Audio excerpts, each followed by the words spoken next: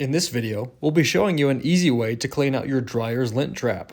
Start off by removing the lint filter. This should be cleaned every time you use the dryer. Simply, just take your hand and remove the lint from the filter.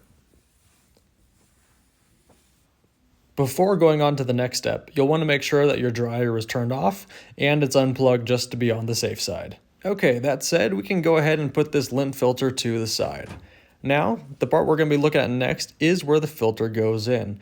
While the filter does catch quite a bit of lint, there is a lot that does fall beneath it. And this is what we're going to be cleaning out today. This method doesn't require you to disassemble anything. We tried just to find something that is super simple that can be completed quickly. So we recommend taking a screwdriver, wrapping it in some sort of towel, and then you're going to take it and rub it against the grate that is inside of this lint trap. Basically, you just want to loosen up any of that lint, get it to fall down so it's easier to vacuum up. That way you don't have to spend as much time with the vacuum on the plastic itself. Once you've finished up with that, go ahead, grab your vacuum, and you're going to want the skinny extension for your vacuum's hose.